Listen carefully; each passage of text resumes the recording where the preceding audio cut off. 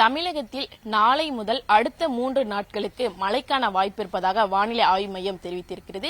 இதற்கான காரணம் என்ன என்பது குறித்து தனியார் வானிலை ஆர்வலர் ஸ்ரீகாந்த் நம்மிடையே இருக்கிறார். அவரிடம் கேட்கலாம். வணக்கம் சார்.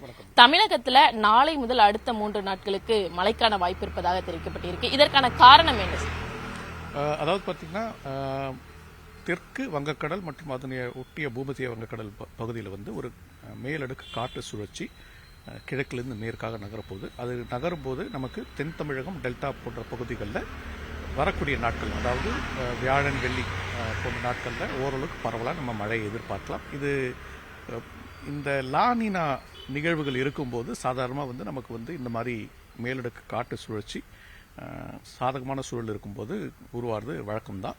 மார்ச் மாதம் இருந்தாலும் ஃபார் எக்ஸாம்பிள் 2018 நம்ம குறைந்த காற்றழுத்த தாழ்வு மண்டலமே பார்த்துருக்குறோம் மார்ச் மாதத்தில். ஸோ லானினா நிகழும்போது இதுக்கான வாய்ப்புகள் எப்பயுமே அதிகம்தான். கடந்த சில தினங்களாகவே தமிழகத்தை பொறுத்தவரை வெயிலினுடைய தாக்கம் என்பது இயல்பை விட அதிகமாகவே இருந்தது.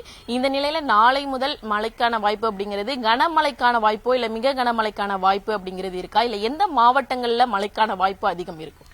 அதாவது பார்த்தீங்கன்னா கடந்த கிட்டத்தட்ட ஜனவரி மாதம் கடைசியிலேருந்தே பார்த்தீங்கன்னா வறண்ட வானிலையிலேருந்து பெரும்பாலும் நமக்கு நீடிச்சிருந்துச்சு. அதே தான் நம்ம பல நாட்கள் இந்த மாதத்தோட முற்பகுதியில் நம்ம அந்த ஃபாக் பார்த்துட்டு இருந்தோம், பனிப்பொழிவு பார்த்துட்டு இருந்தோம். இப்போ இந்த மழை கிழக்கத்திய காற்றின் அலைவு காரணமாக மழை நமக்கு வரக்கூடிய சாதகமான சூழல் இருக்கும்போது டெல்டா மாவட்டங்களில் மிதமான மழை பரவலாக பார்த்துக்கலாம். தென் தமிழகத்தில் தூத்துக்குடி, திருநெல்வேலி மற்றும் மேற்கு தொடர்ச்சி மலையொட்டிய விருதுநகர், தேனி, தென்காசி மாவட்டத்தின் பகுதிகளில் நம்ம ஒரு சில இடங்களில் பலத்த மழையை எதிர்பார்க்கிறோம். கோடை காலம் தொடங்குவதற்கு இன்னும் சில நாட்கள் அப்படிங்கறதாக இருக்கக்கூடியது. இந்த நிலையில கோடையினுடைய வெயில் அப்படிங்கிறது எந்த அளவுக்கு இருக்கும் தமிழகத்தை பொறுத்தவரை? அதாவது பார்த்தீங்கன்னா நீண்ட கால வானிலை படிவங்கள் பெரும்பாலும் இந்த ஆண்டு தென்னிந்திய தீபகற்ப பகுதிகளில் இயல்புக்கு ரொம்ப அதிகமாக இருக்கிற மாதிரி ஒன்றும் காட்டலை. பட் நம்ம ஜனவரி மாதமே எடுத்துக்கிட்டீங்கன்னா கூட லானினா நிகழ்வு இருந்தும் பூமி ஜனவரி மாதத்தின் மிக அதிக வெப்பமான ஒரு இந்த ஆண்டு தான் இருந்திருக்கு. அதனால இயல்பிற்கு அதிகமாக இருப்பதற்கான வாய்ப்புகள் அதிகமாக இருக்கு. பட் அதீத அந்த என்ன சொல்றது ரொம்ப உக்கிரமாக இருக்கக்கூடிய ஒரு வெப்ப அலைவு நம்ம இந்த ஆண்டு பார்க்கறதுக்கான வாய்ப்பு குறைவு தான் நான் எதிர்பார்க்கிறேன். ஏன்னா லானினா தொடர்ந்து நீடிக்கக்கூடிய வாய்ப்புகள் இருக்கிறதுனால. கோடை மழை எப்போது எங்கெல்லாம் எதிர்பார்க்கலாம் சார்?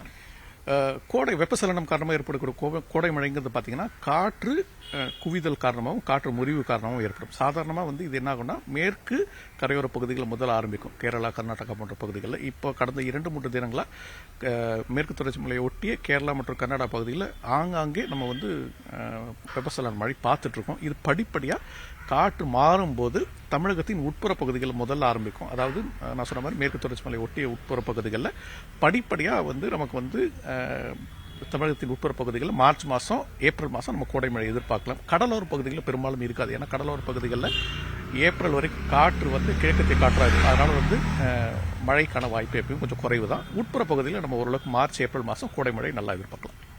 சென்னையில் இந்த ஆண்டு பெரிய அளவில் பாதிப்பு அப்படிங்கிறது மழைக்காலங்கள்ல இல்ல. குறிப்பா இப்ப வெயிலினுடைய தாக்கம் என்பது சென்னையை பொறுத்தவரை எந்த அளவுக்கு இருக்கும் இந்த ஆண்டு பொறுத்து? சென்னையை பொறுத்த வரைக்கும் பாத்தீங்கன்னா நம்ம கோடை காலங்கிறது மே மாசம் கடைசி, ஜூன் மாசம் தான் எப்பயுமே. ஏன்னா மேற்கத்திய காற்று வலுப்பெறும் போது தான் நமக்கு வெப்பத்தின் தாக்கம் அதிகரிக்கும். அது வரைக்கும் கிழக்கிலிருந்து வரக்கூடிய காற்று இருக்கும்போது கடல் நம்மளோட வெப்பத்தை எப்பவுமே தணிஞ்சு ஓரளவுக்கு மிதமாகவே வச்சுட்டு இருக்கோம். மேற்கத்திய காற்று வலுப்பெற்று கடல் காற்று ஊடுருவக்கூடிய சூழல் இல்லாத நிலையில தான் நமக்கு வெப்பத்தின் தாக்கம் அதிகரிக்குது. அது நமக்கு மே மாசம் கடைசியில், ஜூன் மாசம் தான் இருக்கும். அப்போ இந்த ஆண்டு தென்மேற்கு பருவமழை ஓரளவுக்கு நல்லா இருக்கக்கூடும் அப்படிங்கிற ஒரு நிலையில நம்ம மே கடைசியில சென்னை பொறுத்த வரைக்கும் வெயிலின் தாக்கம் அதிகமாக எதிர்பார்க்கலாம். ஏன்னா மேற்கத்திய காற்று வலுப்பெறும் அப்படிங்கிற ஒரு எதிர்பார்ப்பு இருக்கிறதுனால.